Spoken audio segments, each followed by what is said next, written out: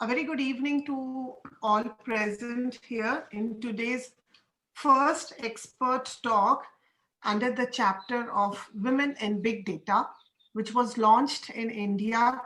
The Indian chapter was launched on 2nd October with it was a great event and everything is available on the website. I think through this forum, we will try to inform the participants more about the opportunities that are available in this chapter of Women in Big Data.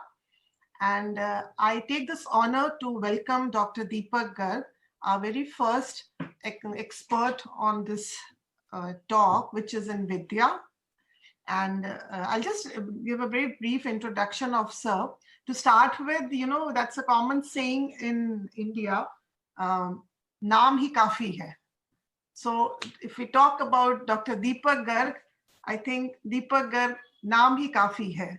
So we were also very happy when he called and he accepted our invitation to take this very first talk on this Women in Big Data India chapter. I welcome Sir to this online forum. And Dr. Deepak Garg is the director leading India AI.ai, which is leading the change in institutions for excellence. He's the chair, computer science and engineering at Bennett University, and he's director at Bennett Center of Research on Artificial Intelligence.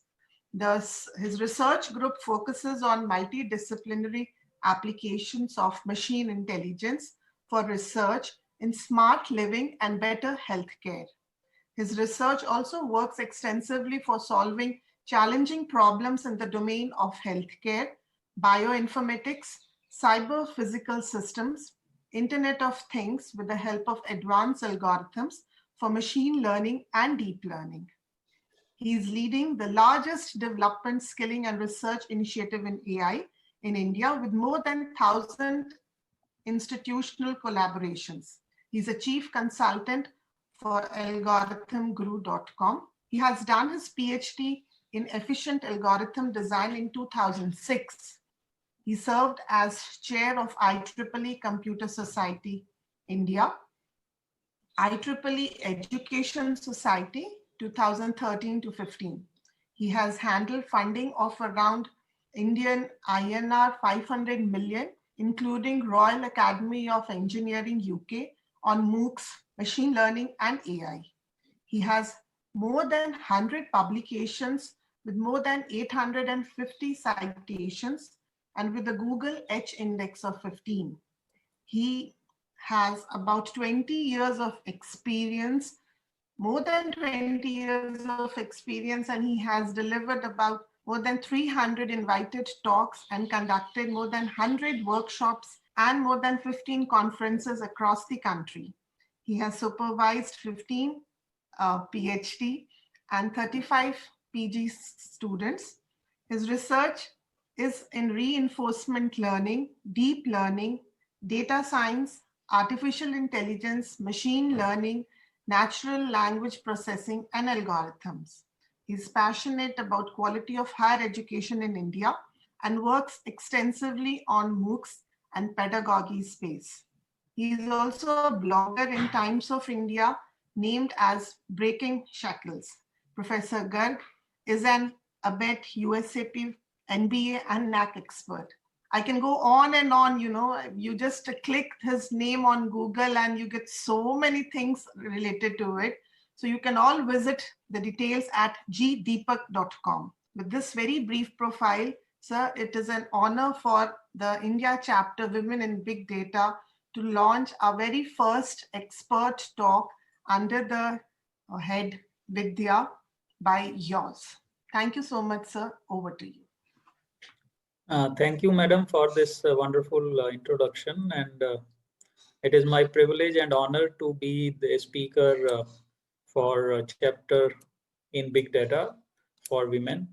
And I think all over the world, people are now trying to have more and more initiatives where they can come up for gender equilibrium in the field of technology. So many companies are also now doing hiring which is specific to women. so that they can also represent the higher echelons of technology sector. So today's my talk is for all the research scholars as well as the students and the faculty who are doing a different kind of research in AI and big data. So I will try to keep it short to around 30 minutes so that we can have more time for question answers. So in between also, if the participants have any questions, please feel free to uh, stop me in between and ask any questions, because that is very important. So first I will come to a slide that shows that why deep learning has become so much popular. So why I have come up with this particular slide is that because the one of the important reason for becoming the deep learning as popular is the big data. So previously, if you go to the papers of image processing or any machine learning, you will see that people experimenting with 12 to 15 images, or people experimenting with some few tables and then coming up with their results. And those kind of papers were being published in very highly reputed journals. But now the whole concept of AI has changed. So now there are close to 3 to 4 billion mobile phones in the world, and there are trillions of sensors, trillions of CCTV cameras and other sensors which are continuously gathering information. The number of satellites is increasing tremendously across the world. So they are sending petabytes of data every day, so which needs to be analyzed. So the main reason why the AI has become popular is the availability of data, and the data has also become online, and many databases are now freely available on various websites on different challenging problem areas. So another two factors that are affecting the popularity of deep learning, one is the availability of NVIDIA GPUs, and other is the availability of very abstract and advanced APIs and platforms for deep learning. So previously, if I have to code a neural network, I used to write 1,000 lines of code, but now I can do it with a single line of code. So that is the kind of advancement that has happened. So it is not necessary for the people to be a computer engineer to write AI code. Even I have seen people who have done MBBS and now working on AI in healthcare, and the people who are architect and working on with AI, people in music industry, people in film industry.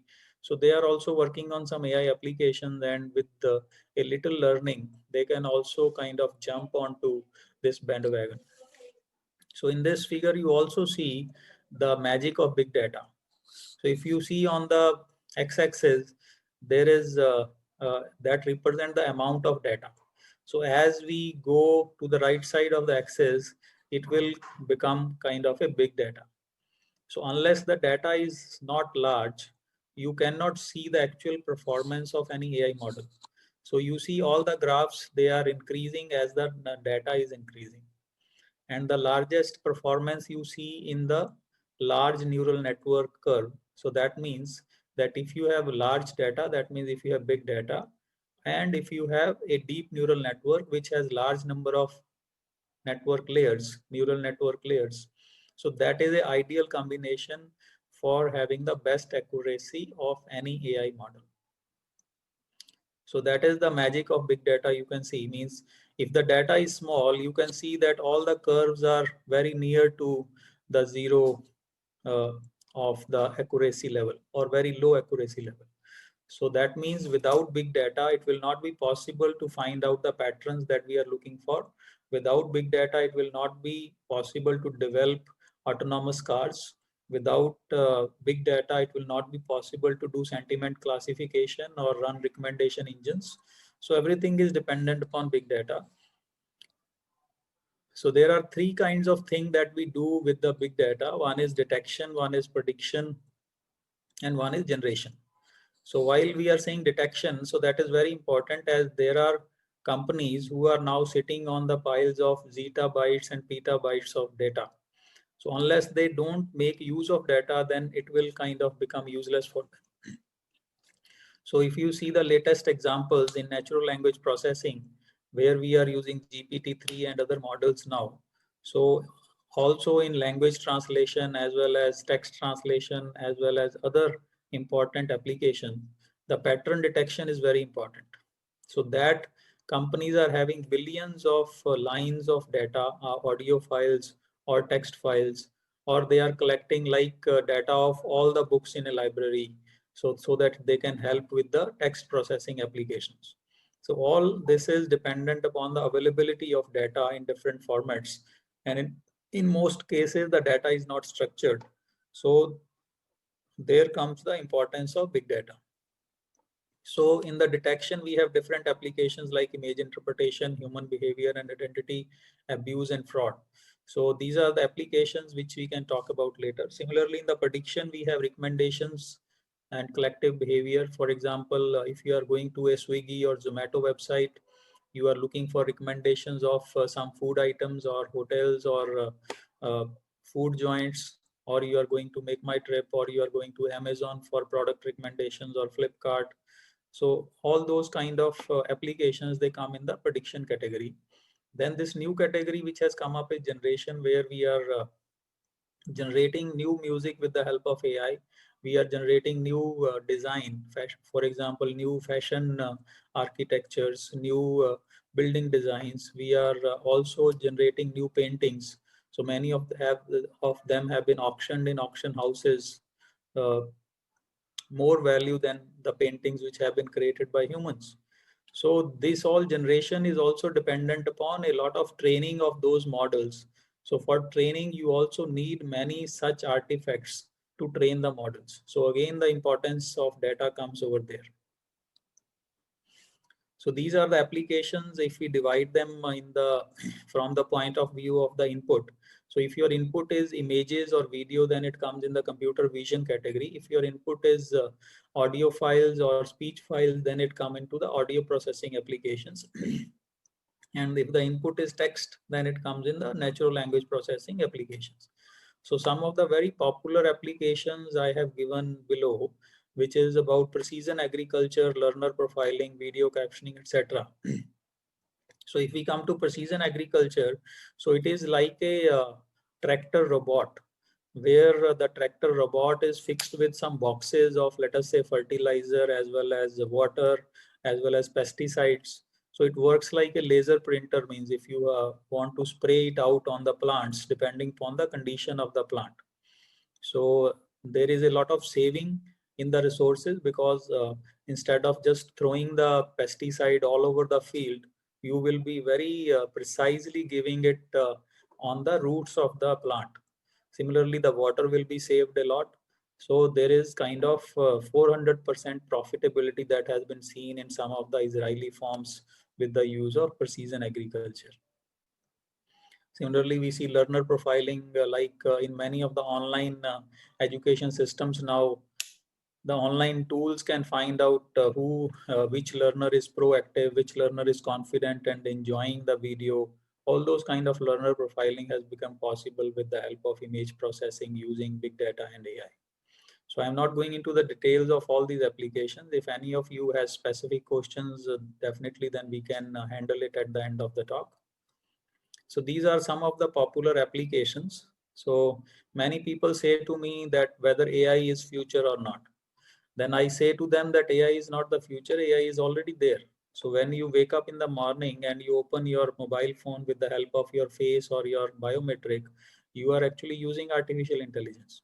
Whenever you are going to a website to buy something, whenever you are going to a website to check out something, for hotels, for restaurants, for anything, for mechanic, so you are using recommendations and you are using artificial intelligence. Similarly, if you want to get something repaired and you are going to a product website, you are using a chatbot to talk to their representative. So you are essentially using a AI application. Similarly, all the decision makers are now using data visualization tools. So they are using data science. And similarly, smart payments, whenever you are doing, you are using AI. So AI is already there. And most of us have become so much used to all these systems that it has become impossible to live a smooth life without the availability of all these digital systems. So some very recent interesting use cases. One is robo journalist in China. They have made a robo journalist who can go to the internet and write news stories. And one of the movies called Morgan, the trailer of the movies was created by artificial intelligence without any human help. So that is also very interesting and a milestone in itself. And as I told you, one of the music concert in Europe was done by AI without any human intervention, and nobody was able to kind of differentiate that this is all being done. The music is being generated by a artificial intelligence system. So similarly, there are other applications. So now let's come to the main part of it, that is challenges. What are the challenges? So one is major challenges is the explainability of AI.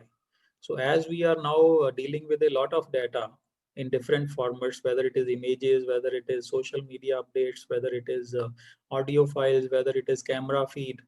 So, and there are so many critical applications coming up. So let us take an example of a healthcare application that a hospital is employing, that whether a person has a particular disease, let us say diabetics or not, or a cancer or not. So generally the accuracy of these systems is not more than 97%, 98%. So that means out of every 100 patients that will be checked up, 2 or 3 of them will get the wrong result. So that is a very critical and undesirable situation. So if one of those people will go to the court and he will ask for the penalty for the hospital or for the creators of those systems, then it will become a tricky issue. So who will be responsible for such gaffes, for such errors? Whether the software engineer or the person or the company who installed that software, or the hospital or the doctor or the project manager, means there are so many people involved. So that is a very important point. Unless the explainability of AI is not solved, this question is not solved. So no critical, life critical application of AI can be implemented anywhere in the world. So till now means many innovations have happened, but no implementation has happened because of this reason. So there have been some research groups working, and probably I will kind of request that this big data group, if they can also start working on some of these problems, that will be important. So if we can find out that why a particular uh, answer or output is given as wrong output or a right output by the whole AI system, if we can explain that, that will be a big jump in the AI research. So as of now, we cannot pinpoint that why this particular instance has come out as a wrong result from the AI system. So second is the human in the loop challenge. So as I told you that till now the AI is only acting as an assistant for the human beings.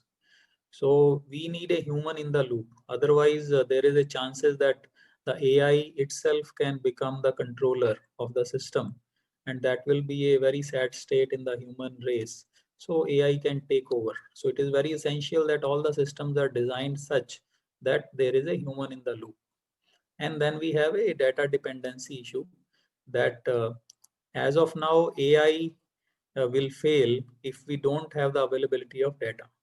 So data is kind of food for all the AI applications. And there is another issue about data is that because uh, the word itself is biased towards class, towards color, towards gender, towards uh, kind of people having money or not having money, or towards some particular language or region. So the whole of our literature, whole of our examples, whole of our videos or audio files, whatever we create, that data itself is biased. So there is whatever application we make, that also becomes biased in some sense.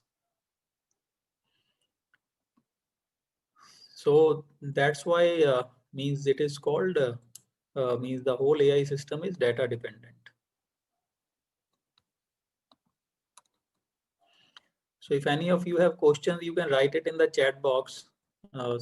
Maybe 1 or 2 questions I can answer immediately. Otherwise, maybe you will forget about what is going on.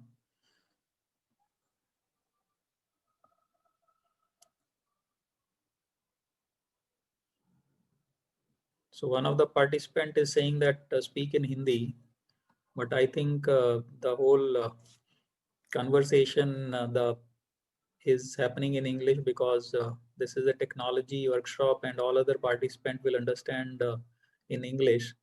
So there is possibility that there are some participants who may not understand Hindi.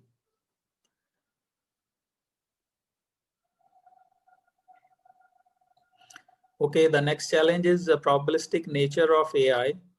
So the AI itself by nature is probabilistic. So that means if somebody says to you that I have a 100% perfect system, then please say to them that it cannot be an AI system, because by default, by nature, by philosophy, it is AI is probabilistic.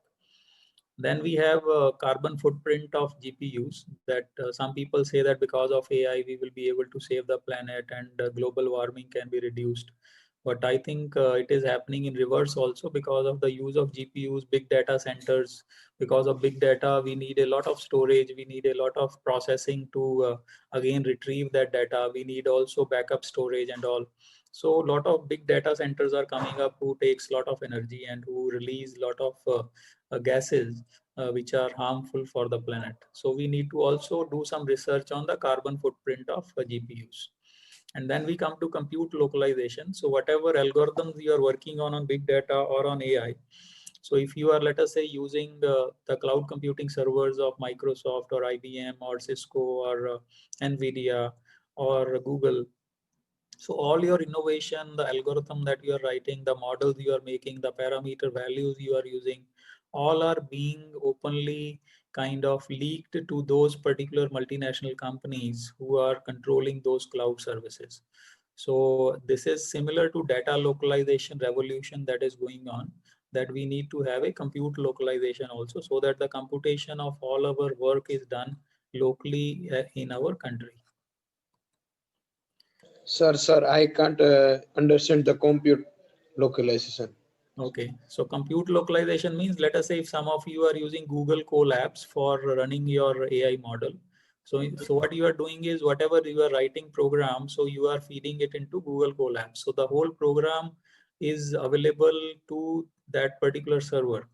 So if you are writing, let us say you are doing some research, many of our PhD students also, they use all these servers. So even if they are doing some proprietary work, but they are using all these cloud systems, then there is always a possibility that those things can be stolen away because you don't have any control on that. So you are using systems which are controlled by the companies operating in other countries, which may not be helpful to you. So there may be some servers in China also, and you are doing all your computations in those servers. So that may be harmful in the long run. So that means we need a compute localization. So then we come to lack of enabling data ecosystem. That is very important in with the perspective of big data. So data ecosystem is that now, for example, let us again take the help of healthcare. So many of our doctors, many of clinicians, many of hospitals, they want to contribute in the development of AI, but they don't know how to share the data, how to share the MRI scan, how to share the X-ray scan, how to share the physiological data.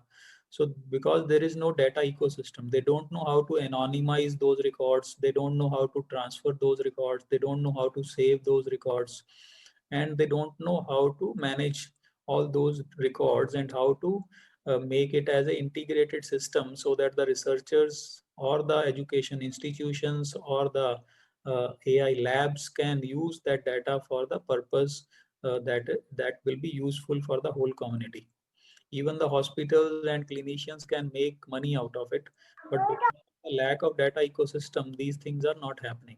So many startups have already come up who are doing this thing, but the speed is very slow. So I think in coming years we will have a robust data ecosystem available. The next is low intensity of core research and transforming it into market applications. So this is another important point which can be useful for all the participant.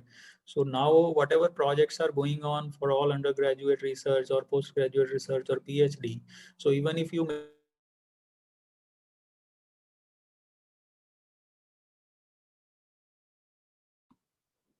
so what you will see is that Means that simple AI model, the person will say, I have become an AI expert because I have developed this AI model. But that is not enough, because AI model now can be developed in minutes by using some GitHub code and running it, and you can work on that AI model, start working on that AI model. But developing a full life cycle of the AI project and creating a deployable model on mobile so that people can start that application. So that is important, and core research areas are important. So like explainability of AI, improving the energy quotient of AI systems. So all those core research areas like reinforcement learning, convolutional neural networks, recurrent neural networks, generative adversarial networks. So that core research is also important. Just uh, creating some AI models for a given data set is just a ABCD of AI and data science. Sir, give some examples of market applications. So a lot of market applications are there. You just tell me which particular domain you want to listen to. Then some of the applications I will be talking in further slides. So in any application, I can talk about multiple applications. Okay. So then high resource cost and low awareness. So our most of industry is not able to adopt AI in their business process because they don't know what to do. So there is very low awareness about adopting AI. So this can be another topic in one of the talks where industry people, startup people can come and they can be told about the applications and how AI can be implemented for their specific business. Then there are unattractive IPR regime and privacy regulations. So because of this, many people are not able to implement the AI in their institutions or organizations because they don't know that if we do something now, later on government comes up with a regulation and says that this has to be done in a particular way, then they will be wasting the whole effort in implementing that particular technology. So these are the 5 focus areas of Indian government for AI. So healthcare is on the top, then agriculture, education, smart cities, and smart mobility. So I will talk about some healthcare applications because that is a topmost priority areas. So these two startups, Spirit AI and Consort AI, has come up with new standards for testing health AI, because what they have seen in a survey that only 1% of the medical AI studies meet the quality benchmarks. So if we don't meet these quality benchmarks, then the products that will come out that may not be of much use for the wider community. It is very important that we also start working on the protocols and regulatory reviews as well as ensure transparency and reliability. Then in US recently, they have started using AI application for the reimbursement of insurance also. So they are using application called VizLVO, so which classifies blocked blood vessels in CT scans of the brain with 90% accuracy. So when it identifies a potential stroke victim, it automatically notifies a specialist to review the case, bypassing the usual radiologist review. So this will again kind of highlight that the AI applications are becoming mainstream.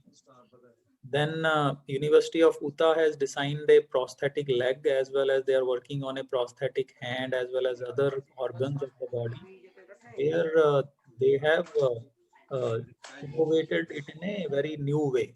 So rather than trying to recognize the obstacle in the path of the user with prosthetic leg, they are taking the cues from the user's body to tell that what is happening. So you can go on the internet and find out this. Then for Corona also, so many AI applications are working. One point that I would like to make to all the participants, please put yourself on mute. May I request all participants to please put yourselves on mute? If you can mute all of them, I can unmute them. Yeah.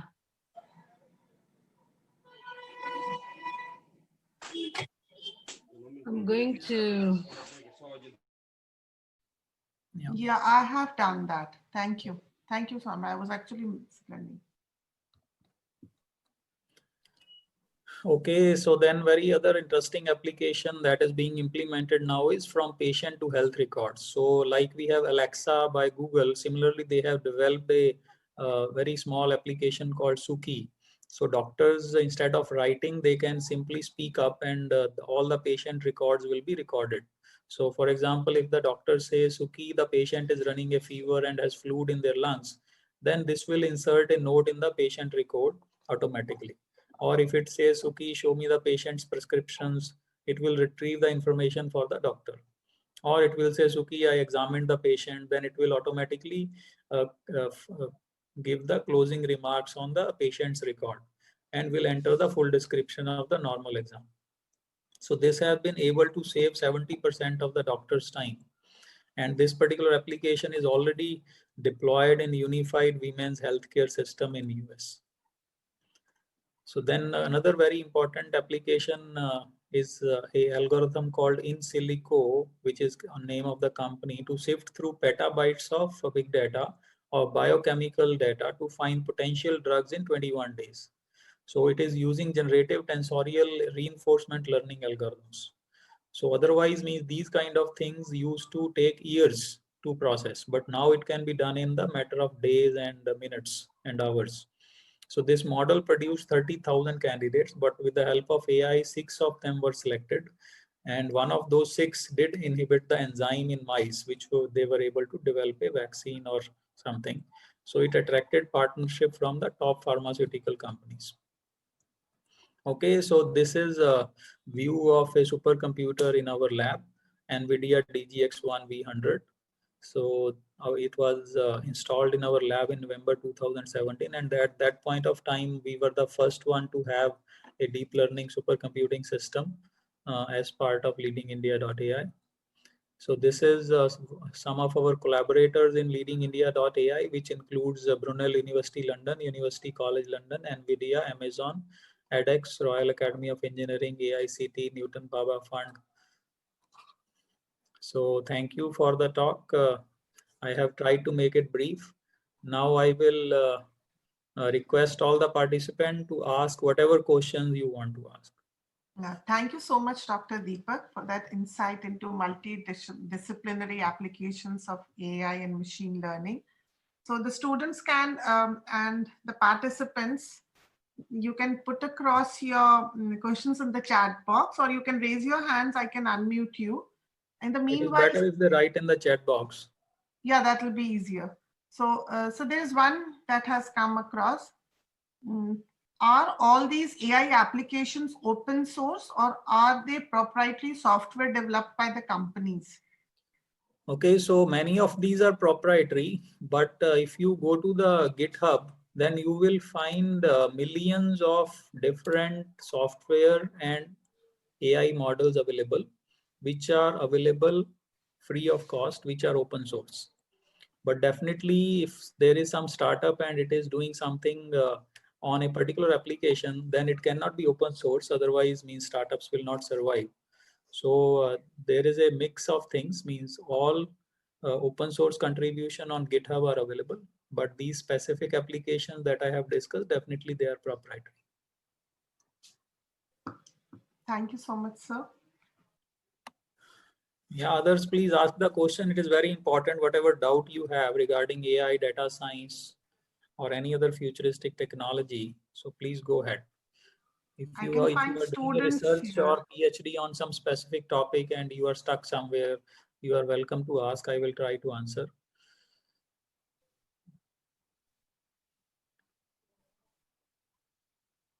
There are few from the student community. Yeah. So if you are working on a project in your bachelor's and you have a question, or means if you're writing a paper, you have a question. So anything, whatever comes to your mind. I couldn't get this question from one of the participants. It's asked, just written about market. Do you mean the job opportunities?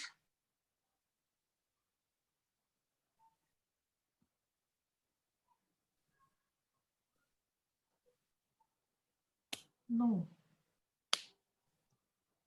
Something else. So you can clarify what you are asking, otherwise means we can go to some other direction that may not be useful. Yeah. So what is the policy view on AI from government, that Somya is asking? So policy view on AI from government is very aggressive, but the problem is that the government lacks in funding. So if we see the funding, then only means as compared to US or China, the funding in India is 0.1%. So that is the kind of situation. But the government has already set up multiple committees to look after the progress of AI. And it is aggressively trying to boost up the startup ecosystem in the field of AI. Niti Aayog has already come up with a discussion paper last year, and now it is also coming up with various strategies that how AI can be implemented in the priority areas, for example, healthcare. So another group in the government is also working on the law and legal aspects of AI. So, and already the data protection bill is in front of the cabinet, and it may be coming up in the next session of the parliament. So multiple things are going on. So I hope that the things will further speed up. So due to Corona, there was some break in between, but now the things will move faster.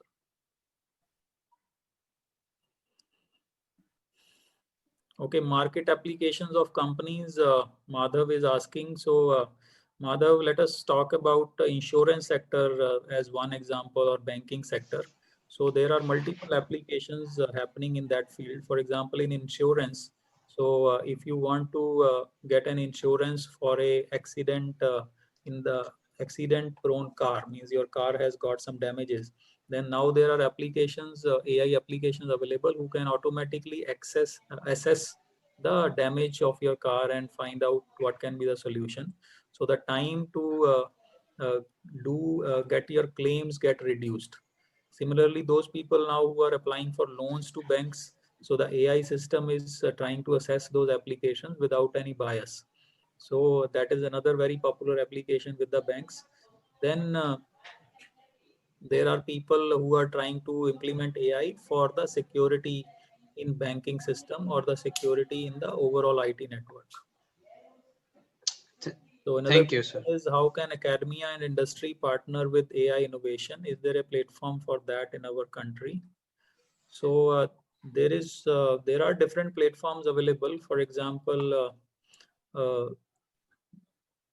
there are some government initiatives that are now started by AICT as well as Ministry of Education. For example, Smart India Hackathon is one of them. And then there are other schemes being run by Department of Science and Technology, where they are expecting projects with collaboration of academia and industry.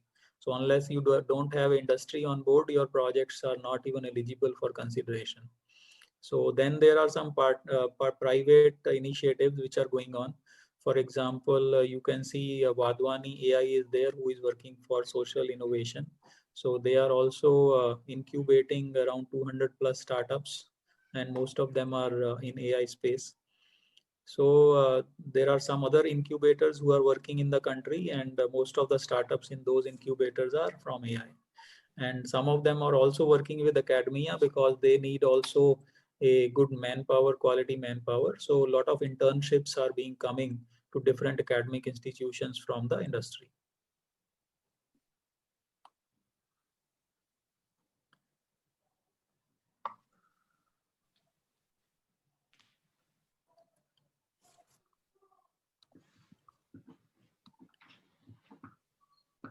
Yes, dear participants, any more questions?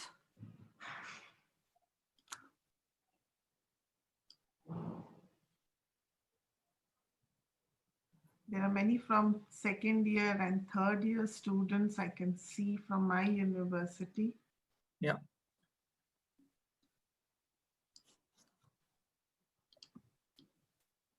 So there is a question about reducing carbon footprint of GPUs. So I think means I don't have a very specific answer, but probably means we have to go for the renewable energy resources. For example, there have been some examples of some data centers who are fully using solar power to run the whole data center. So similar initiatives which have been started by recently by Google and other big companies, that they have set some targets that year by year how they will be reducing their energy consumption in all the big data centers. But on the part of researchers, if they can come up with some innovative solutions where the whole size of the data center itself can be reduced. So for example, previously you see the supercomputers used to be kind of a big room or a big hall, but now it is just like a simple PC. So I think in the future, even the data centers, their size will reduce, and that will be possible only with the help of some core research from the researchers, that how we can overall reduce the size of the storage that is required to be implemented in a data center, as well as the computation part. So that are my thoughts. I hope I answered the question.